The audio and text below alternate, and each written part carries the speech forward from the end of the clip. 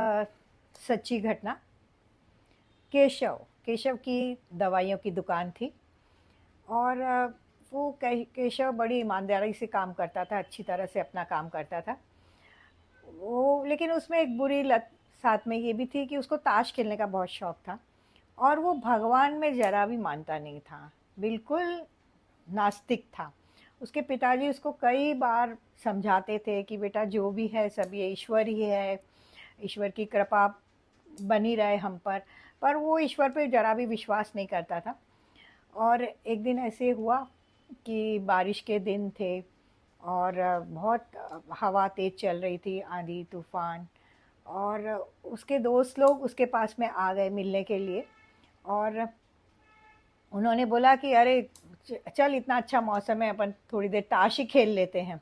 तो वो बोला ठीक है, अभी कोई आएगा तो नहीं दवाई लेने के लिए ऐसे मौसम में।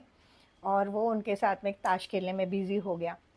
थोड़ी देर में एक छोटा सा बच्चा, कोई 6-7 साल का बच्चा दौड़ा दौड़ा आया। और उसने बोला कि अंकल मेरे आ, मम्मी की तबीयत बहुत ख़राब है, मुझे ये दवाई जल्दी से दे दो। और केशव को सब दवाइयों के बारे में पता था कि कौन सी दवाई कहाँ रहती है, क्या किस जगह सबकी उसको एकदम से याद थी। और वो अपने के दोस्तों के साथ में इतना बिजी था। और वो ऐसा हुआ कि लाइट भी चली गई, जो इतनी तेज़ हवाएं चल रही थी। और उसने जैसे वो दवाई की बोतल उस लड़की को दे दी और वो लड़का चला गया वहाँ से। अब ये लोग थोड़ी देर ताश खेले, फिर बोले अब ये मौसम ऐसा है कि अब हमारा भी घर जाना मुश्किल हो जाएगा, तो चलो हम लोग भी अब घर जाते हैं। और उसके दोस्त वहाँ से निकल गए।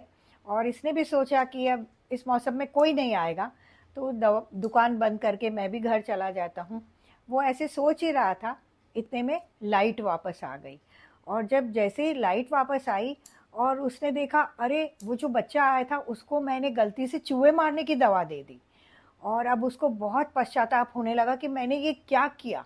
और वो बच्चा तो नासमझ है, वो तो अपनी मम्मी को वो दवा दे देगा, और उसकी मम्मी तो ज़िंदगी और मौत के बीच में जंग लड़ रही है।